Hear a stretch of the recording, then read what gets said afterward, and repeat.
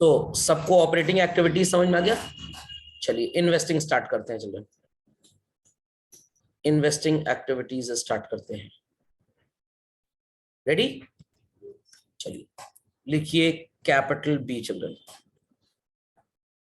Cash flow from investing activities. So 90,000 समझ में आया कैसे आया? पक्का? चलो अब इसके लिए आपको क्या ढूंढना पड़ेगा? इसके लिए आपको नॉन करंट एसेट के टी अकाउंट्स ढूंढने पड़ेंगे and non operating income. Non operating income नाम की कोई भी चीज एडजस्टमेंट में नहीं दी हुई है, इसलिए टेंशन मत लीजिए, टी अकाउंट से ही पूरा काम हो जाएगा हमारा। Excuse me, sir. हाँ उज्जवल बोलो। Sir, can you please again explain that 90,000 answer? What will come? 50,000 रुपये हमने गुडविल में अज्यूम किया था as sold, correct? Yes, sir. अगर हम इससे रिटर्न ऑफ अज्यूम कर लेते स्टार्टिंग में ही, तो डेप्रीसिएशन के साथ अमोर्टाइजेशन भी लिख देते गुडविल का। Yes, sir. सुनाई पड़ी बात? और गुडविल का अमोर्टाइजेशन जब आप लिखते तो वैल्यू यहाँ पे डेप्रीसिएशन के साथ साथ अमोर्टाइजेशन की जोड़ के सो कॉल्ड हो जाती 75,000। फिर अकॉर्डिंगली आपका 50,000 सब ऐड होते हुए नीचे चला था और आपका सेम आंसर बुक वाला मैच कर जाता। समझ गए? Yes, sir. क्योंकि ये गुडविल जब अमोर्टाइज अज्यूम किया, पीएल में कहीं ना कहीं डेबिट हुई होगी, इसने हमारे ऑपरेटिंग प्रॉफिट को कम करके नेट प्रॉफिट दिया, वापस ऊपर जाने के लिए क्या करेंगे? ऐड बैक कर देंगे। समझ गए? चलिए Yes, sir. तो टैंजिबल एसेट्स में देखिए चिल्ड्रन, बाय बैंक जैसा कुछ नजर आ रहा है? बाय बैंक जैसा कुछ नजर आ रहा है? So that is sale of tangible assets. To bank जैसा कुछ नजर आ रहा है? That is purchase of tangible assets. Detail column में लिखिएगा, सेल की value children 10,000 and purchase how much? 1,03,000। समझ में आ गया? तो परचेज है तो मनी इज फ्लोइंग आउट, इसलिए माइनस कर देंगे। Then children non current asset में क्या आपको बाय बैंक जैसा कुछ नजर आ रहा है? Non current investment, sorry, non current investment में चिल्ड्रन बाय बैंक जैसा कुछ नजर आ रहा है?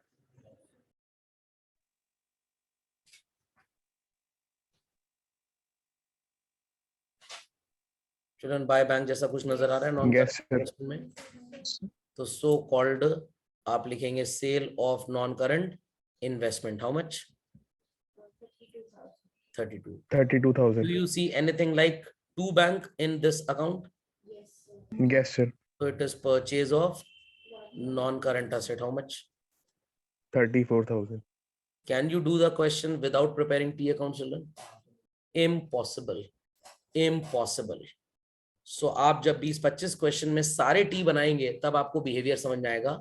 एंड देन फाइनल इंस्ट्रक्शन मेरा यही होगा, आपको सिर्फ आप उनके टी अकाउंट्स बनाइए जिनका आपके पास एडजस्टमेंट है, बाकी बिना टी के आपको कर लेने हैं, समझ में आ जाएंगे, कोई प्रॉब्लम नहीं है। बट उसके लिए 25 क्वेश्चन करना पड़ेगा पहले, और फिर आप इतने यूज टू हो जाएंगे टी बनाने को, इतना यूज टू हो जाएंगे फ्रेंच फ्राइज खाने को, आपको तो केचप चाहिए ही चाहिए साथ में, चाहे वो कोई एड ऑन ना दे।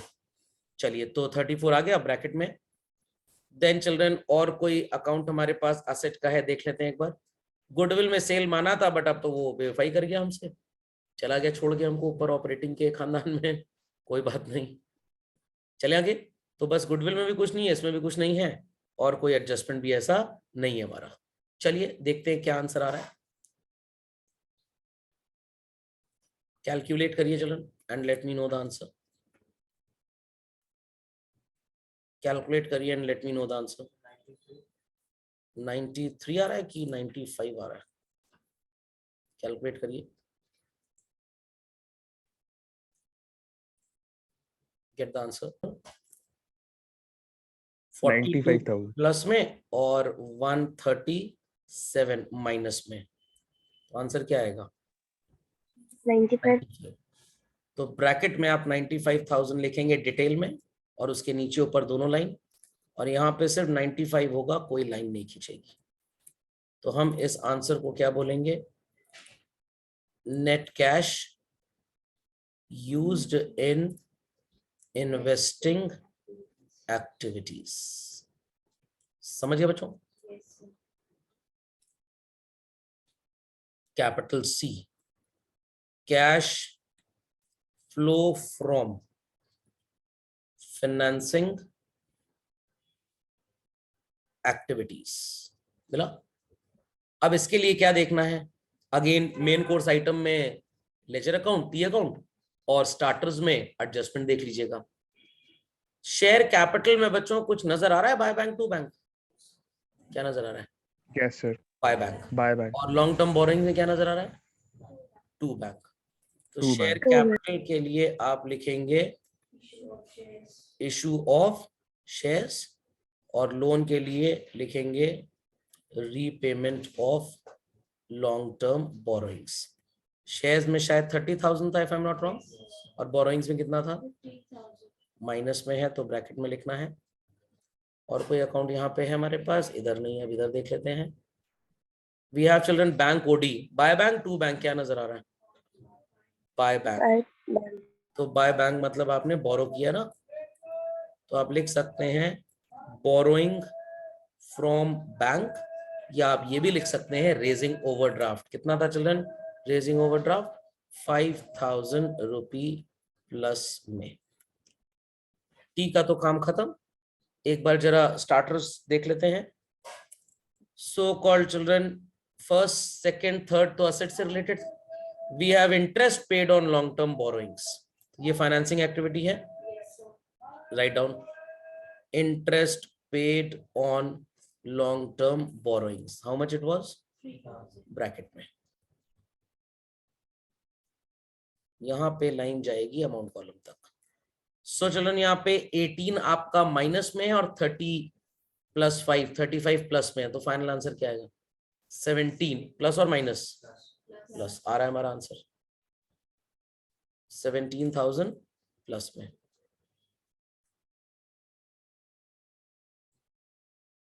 So we finally call it as what children? Net cash flow from which activity? Financing activities.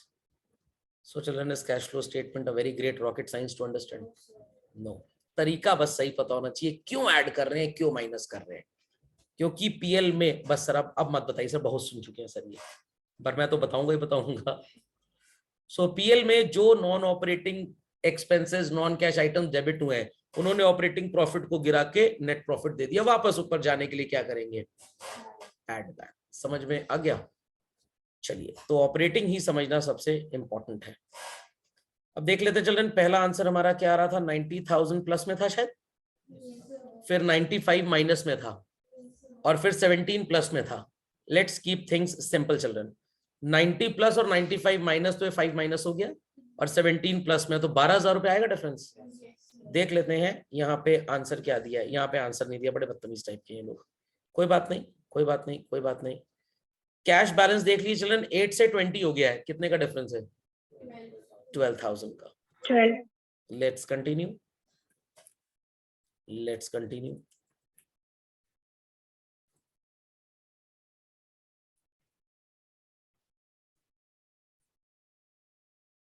Final answer क्या बोला जाएगा children? Capital D. Net increase in cash and cash equivalents. What it was coming? 12,000 plus में. अब verify करते हैं कि सही है कि नहीं. डोंट से सर सही है, रहने दीजिए, कोई जरूरत नहीं वेरीफाई की, नंबर कट जाएंगे. Cash and cash equivalents eight the start. Beginning की स्पेलिंग थोड़ी लंबी होती है तो मैं स्टार्ट से काम चला लेता हूं. और अगर यहाँ पे आपको कैश, बैंक, मार्केटेबल सिक्योरिटीज दिया होता, you could have bifurcated them. Then children, cash and cash equivalents at the end. What it was? 20,000. Picture अभी बाकी है। इसके नीचे लिखना होता है significant non cash transactions.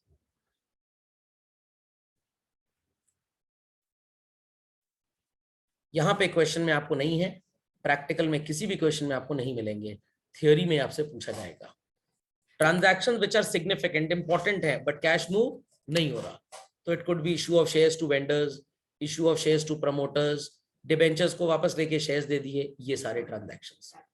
And children, at the start आपने एक्स्ट्रा ऑर्डिनरी आइटम्स जैसा कुछ पढ़ा था, ये भी आपको प्रैक्टिकल में बहुत कम, नेग्लिजिबल, छोटे क्वेश्चन में मिले तो मिले, बड़े क्वेश्चन में तो नेग्लिजिबल आता ही नहीं है। ये क्या होते हैं सर? एक्स्ट्रा ऑर्डिनरी आइटम्स मतलब ऐसे इवेंट्स जो अननेचुरल हो, अर्थक्वेक का कॉम्पनसेशन, एम्प्लॉय का वॉलंटरी रिटायरमेंट, ये चीजें जनरल कोर्स ऑफ बिजनेस में जनरली नहीं आती, तो these are categorized as extra ordinary items. कृपया करके टैक्स डिविडेंड को एक्स्ट्रा ऑर्डिनरी मत बोलिएगा, वो एनपीबीटी का पार्ट है। तो एक्स्ट्रा ऑर्डिनरी में यही सब भयंकर भयंकर चीजें आती हैं जिसको देख के डर जाए एकदम आप, अरे एम्प्लॉय छोड़ के भाग रहा है, काम कैसे होगा एंड ऑल दैट। समझ गया सब लोग बात को? पक्का?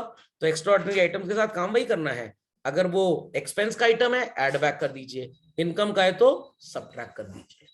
ओके? तो कुछ लोग बोल रहे थे सर एक्स्ट्रा ऑर्डिनरी में प्रोविजन फॉर टैक्स जाएगा क्या? अरे वो एक्स्ट्रा, हाँ, विजय माल्या के लिए provision for tax extra ordinary हो सकता है, वो लोग कभी कभी टैक्स देते हैं। चलिए, तो people understood children how our cash flow is prepared basically? पक्का? चलिए, सो ये तो था हमारा बड़ा क्वेश्चन जिसमें डेटा आपको खुद ढूंढना है। चलते हैं व्हाट इज कॉल्ड एज छोटे क्वेश्चन की तरफ, जिसमें आपको जनरली ये सारा डेटा दिया रहेगा। तो let's continue with a small question.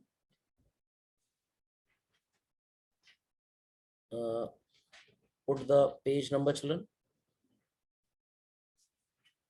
Question number 6A. Question number 6A. Visible on the screen to everybody children? So just check out this question में आपसे पूछा गया है calculate cash from operating activities only. Do we have a balance sheet children? No. और एक भी item No, sir. ऐसा नहीं है जो अपने आप को non current asset, non current liability या शेयर होल्डर फंड बोले, तो आपको टी भी बनाने की जरूरत नहीं है। एंड अबव ऑल चिल्ड्रन, आपको ऑपरेटिंग प्रॉफिट तो दिया ही हुआ है, तो क्या आपको एनपीबीटी से स्टार्ट करना है? आपको क्वेश्चन स्टार्ट ही बीच से करना है। तो सर क्या ऊपर इतनी लाइनें खाली छोड़ दें? ये तो वही बात हो गई, पढ़ाते समय 11th क्लास में बिल्स ऑफ एक्सचेंज में बोलता था राइट नो एंट्री, ड्रॉइंग की बुक्स में बच्चे भी नो एंट्री लिख देते थे। अरे वो नोट्स में नो एंट्री है, आपको एंट्री पास नहीं करनी। So let's start children, let's start how to do this type of question. आसान है, अगेन कोई बहुत बड़ी रॉकेट साइंस नहीं है। अब इन क्वेश्चंस की इंपॉर्टेंस बोर्ड में बहुत बढ़ गई है इस साल से, इधर इट बी आईएससी और सीबीएसई, क्योंकि छोटे क्वेश्चंस पूछे जाएंगे आपसे। तो अब बड़ा क्वेश्चन जितना बड़ा हमने किया इतना तो इम्पॉसिबल टू आस्क है, you can say, but I am not saying कि कोर्स में नहीं ये करना है, पूछ सकते हैं, वो भी हो सकता है सिर्फ टैंजिबल एसेट दे दे, गुडविल पेटेंट दे ही ना, 4 की जगह एक आइटम हो, बैलेंस शीट आएगी जरूर, बट इन क्वेश्चंस पे अब ज्यादा फोकस रहेगा छोटे पार्ट्स में। आपको इतना बड़ा क्वेश्चन दे देंगे 1 मार्क में और बोलेंगे calculate operating calculate cash generated from operating activities, तो लिखना नहीं है। ऑपरेटिंग प्रॉफिट पता है आपको? चेंज इन सीएसीएल एडजस्ट कर दीजिए, फटाक से आंसर आ जाएगा। कितना टाइम लगेगा? Not more than 2 minutes. So debtors children, opening balance and closing balance is given to you, तो 40 हो गया 50 से घट रहा है, गिर रहा है, क्या करेंगे? ऐड। बिल रिसीवेबल 10 से 12,500 हो गया, बढ़ रहा है, सबट्रैक्ट। क्रेडिटर्स सीएल है चिल्ड्रन 25 से 20, ऐड करेंगे, सीएल गिर रहा है माइनस करते हैं, पढ़ा नहीं नोट्स का मतलब। आउटस्टैंडिंग एक्सपेंस 800 से 1000 हो रहा है, आउटस्टैंडिंग एक्सपेंस करंट लायबिलिटी है, करंट लायबिलिटी बढ़ रही है, what to do? Add. Bills payable 40 से 25, सीएल गिर रहा है, subtract. Accrued income current asset है, सीए बढ़ रहा है, क्या करेंगे? सबट्रैक्ट। समझ में आ गया? तो सबसे पहले आप एक बना लीजिए कैश फ्लो स्टेटमेंट का फॉर्मेट चिल्ड्रन।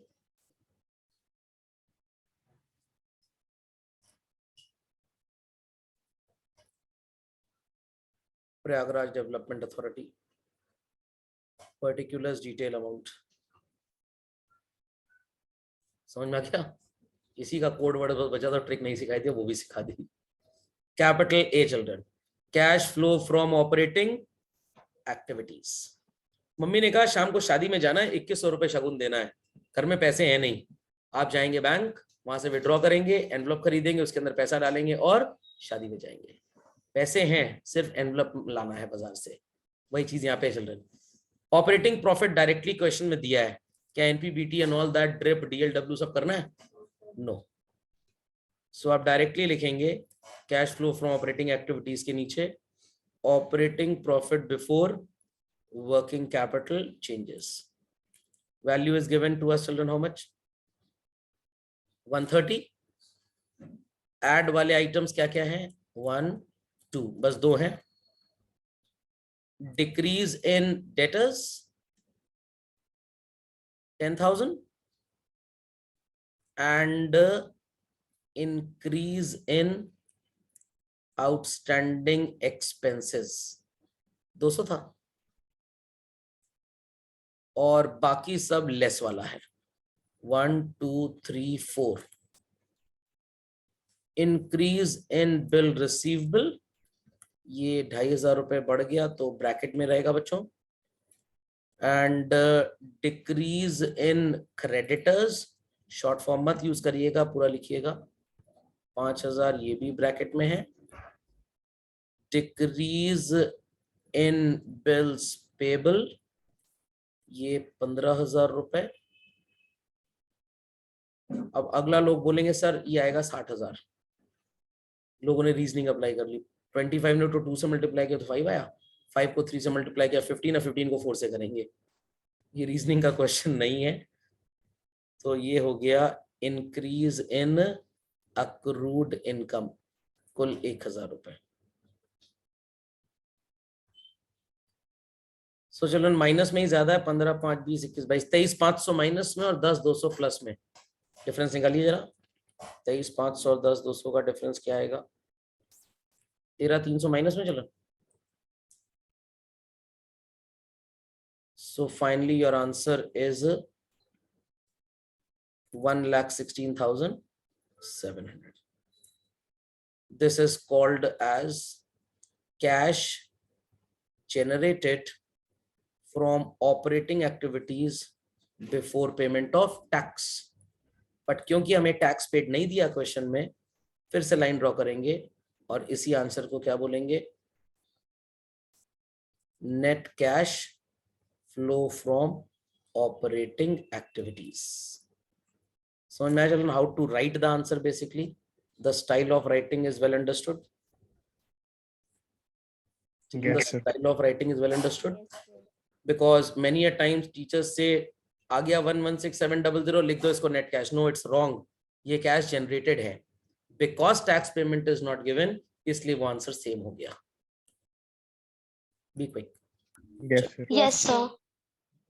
अगेन 6B भी वैसा ही है, कुछ नया तलाशता हूं आपके लिए। चलिए चिल्ड्रन, क्वेश्चन नंबर 9 जैसा आपको कुछ नजर आ रहा है। Narula limited earned a profit of 2 lakh after charging और क्रेडिटिंग। क्यों सर, उनका मोबाइल फोन खराब था, चार्ज नहीं हो पाया। चार्जिंग मतलब डेबिटिंग और crediting the following items: depreciation, loss, amortization, provision for doubtful debts, provision for tax, transfer to reserve, gain on sale of machinery. ये सब एडजस्ट हो चुका है। जो माइनस हो चुका है अब उसे क्या करेंगे? ऐड। और जो ऐड हो चुका है, अभी हमने पिछले क्वेश्चन नंबर 76 में इनको ढूंढा था, अब ये चीजें ऑलरेडी है हमारे पास। और CACL की भी यहाँ लिस्ट बनी है। और आपको क्या निकालना है? Operating activities. चलन, टैक्स की एक ही वैल्यू दी है, मतलब यही आपको PL में डेबिट किया हुआ नजर आया होगा। तो आपका प्रॉफिट गिर चुका है इसलिए ऐड करेंगे, और कुछ नहीं दिया तो हम अज्यूम करेंगे कि पेमेंट भी यही है। एडवांस पेमेंट का कॉन्सेप्ट लास्ट क्लास में बताया गया है। ओके चलिए लेट स्टार्ट चिल्ड्रन। खांचा खींच लीजिए, खांचा खींच लीजिए सब लोग कैश फ्लो का चिल्ड्रन। और सबसे पहले हम क्या लिखेंगे? सबसे पहले क्या लिखेंगे children? Cash flow from operating activities, net profit before tax, and मेरा नाम मत लिख लीजिएगा, एक्स्ट्राऑर्डिनरी आइटम लिखना है। वर्किंग नोट में कैलकुलेट कर लेते हैं चिल्ड्रन, कितना नेट प्रॉफिट दिया है क्वेश्चन में, 2 लाख। डॉक्टर टी याद है सबको? क्या हमारे पास डिविडेंड पेड जैसा कुछ है? नो। रिजर्व और टैक्स है, दोनों को ऐड कर दीजिए। प्रोविजन फॉर टैक्स 40,000 और transfer to reserve 20। What's the total children? 260। ये हमेशा वर्किंग नोट में ही बनता है, आप अंदर भी चाहे तो लिख सकते हैं, कोई प्रॉब्लम नहीं है। 2,60,000 अमाउंट में भी लिख दीजिएगा, सीधे अमाउंट में ही लिख सकते हैं, ये भी चलेगा। डिटेल कॉलम में लाइन ड्रॉ कर दीजिएगा। लाइन इंडिकेट्स कि अब इसका रिश्ता इसके नीचे वाली चीजों से यहाँ पे नहीं है। Please tell me the text that we write children, tell me the text that we write. Adjustment for, very good. तो हम यहाँ पे चल रहे हैं, डेप्रिसिएशन लिखते थे, हम लॉस भी लिखते थे, और एमोर्टाइजेशन मतलब भाई डेप्रिसिएशन का भाई है ये, तो ये तीनों तो आएगा ही आएगा। Provision for doubtful dates, 99% teachers आपको बोलेंगे कि इसे यहीं पे ऐड कर दीजिए। मेरे को बहुत गुस्सा चढ़ती है इसके ऊपर। This is an item of what children? CL. Opening value तो इसकी दी नहीं है, तो ये क्लोजिंग है। ओपनिंग 0, क्लोजिंग 2400, तो सीएल बढ़ रहा है, बढ़ रहा है तो क्या करना है? बट यहाँ नहीं ऐड करना है, इसको आपको चेंज इन सीएसीएल वाले सेक्शन में ऐड करना है। But I can't understand why people से कि आप इसको ऊपर ऐड कर दीजिए। Got it clear? Her book में यही चीज नजर आ रही है, हर बुक में। तो तोता स्टाइल आप ऐड कर दीजिएगा, क्योंकि कोई भरोसा नहीं कि बोर्ड में कोई बेवकूफ आपकी कॉपी चेक करे और आपके नंबर काट दे। बट मेरे हाथ में जब बोर्ड में कॉपी आती है, मैं नंबर देता हूँ, क्योंकि when it is an item of current liability, तो it should be added in that particular section. Logic समझ में आया? क्योंकि अकाउंटिंग स्टैंडर्ड 3 रिवाइज्ड में लिखा हुआ है that provisions are to be adjusted with NPBT, but ये नहीं लिखा कि ऑल प्रोविजंस, ये नहीं लिखा। क्योंकि जब क्वेश्चन बैलेंस शीट से आता है, ध्यान दीजिएगा मेरी बात पे, जब क्वेश्चन बैलेंस शीट से आता है और उसमें जब प्रोविजन फॉर डाउटफुल डेट्स या तो डेटर्स में माइनस या लायबिलिटी में लिखा होता है, तो नालायक नीचे सीएसीएल में एडजस्ट करेंगे, और ऐसे लिख के आता तो ऊपर एडजस्ट करते थे। व्हाट इज दिस न्यूसेंस भाई? लॉजिक समझ में आया कि नहीं? पक्का? तो ये बहुत भयंकर चीजें हैं। I can't understand these donkey's how they teach class 12 students. तो जब बैलेंस शीट में लिख के आएगा बेवकूफ नीचे एडजस्ट करेंगे, और जब ऐसे सेंटेंस लिख के आएगा ये ऊपर एडजस्ट कर देंगे। ये तो कोई लॉजिक नहीं हुआ ना। तो इसलिए आपको यहाँ तोता स्टाइल ऐड करना है, बिल्कुल कर दीजिएगा। एडजस्टमेंट फॉर में या इसी में 2400 करके 2,62,400 बना दीजिए। बट इन माय ओपिनियन ये नीचे एडजस्ट होगा। Got it? क्योंकि आपको ऑपरेटिंग एक्टिविटीज का आंसर वही आएगा, तो हम इसको यहाँ पे नहीं करेंगे। और गेन भी दिया है हमारे पास, तो डीएलडब्ल्यू के आइटम्स पहले एडजस्ट कर लेते हैं चिल्ड्रन। क्या क्या दिए हुए हैं? Depreciation is there, loss is there, amortization is there. कितना है डेप्रिसिएशन? 25। लॉस कितना है? एमोर्टाइजेशन कितना है? 8। And gain on sale of machine भी लिखा हुआ है 9,000। तो डन दिस, ये भी हो गया। उसको नीचे एडजस्ट करेंगे। कितना था? 9,000 ना? चलिए बताइए क्या आएगा आंसर? 25 + 3 28, 28 + 8 36, 28 + 8 is 36, -9 27,000. 27,000. What is 260 + 27? क्या बोलेंगे इसको? 287. Operating profit before working capital changes. समझ गए? अब कचौड़ी लालू कचौड़ी दमालू, प्रोविजन को प्लस करेंगे चिल्ड्रन। ट्रेड रिसीवेबल उल्टा लिखा हुआ है, ये बड़ी ध्यान की बात है। 90 से 1 लाख हो गया, व्हाट टू डू? बढ़ गया, सबट्रैक्ट, ये बढ़ गया। ट्रेड पेबल सीएल है, 41 से 60 बढ़ गया, ऐड। आउटस्टैंडिंग एक्सपेंसेस, मैंने सबट्रैक्ट लिखा से आपने सबट्रैक्ट लिख दिया, मैंने तो ऐसे डैश बना दिया, प्लस होगा तो खींच देंगे डंडी बीच में, जैसे BRS style. Then prepaid expense so called, ये भी बढ़ रहा है, क्या करेंगे? Subtract. सही अप्लाई हो गया। तो 1 ऐड करने वाला और 3 माइनस करने वाले। चलिए चलिए, तो ऐड कर लेते हैं चिल्ड्रन। क्या था ऐड में हमारे पास? ट्रेड पेबल का इंक्रीज, तो लिख दीजिए इंक्रीज इन ट्रेड पेबल्स, ठीक है, आप अकॉर्डिंग मत लिखिएगा, एंड उन दोनों का डिक्रीज नोट करिए। चलो हाँ, प्रोविजन फॉर डाउटफुल डेट्स भी है, चलो प्रोविजन फॉर डाउटफुल डेट्स भी है, सॉरी मैं भूल गया। चलिए प्रोविजन फॉर डाउटफुल डेट्स 2400 था ना ये, टीपी कितना था 19,000, हाँ 19 एंड ये 2400, और लेस में क्या क्या है हमारे पास, increase in TR, outstanding expense का डिक्रीज और प्रीपेड एक्सपेंस का इंक्रीज। चलिए तो इंक्रीज इन ट्रेड रिसीवेबल्स 10,000, फिर डिक्रीज इन आउटस्टैंडिंग एक्सपेंस 4,000, और 2,000 रुपए था इंक्रीज इन प्रीपेड एक्सपेंस। सो 19 और 2 21, 400 और 14 और 15 16, 5,400 आएगा। चलो चिल्ड्रन 5,400 प्लस में,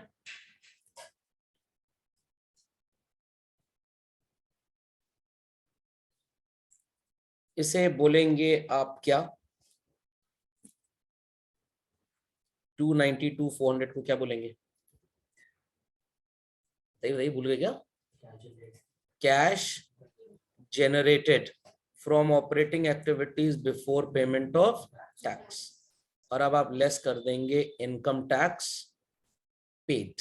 सर ये तो था ही नहीं, बताया था भाई जब एक वैल्यू दी हो तो उसी को प्लस करना और उसी को minus, and that was what, ना 40,000।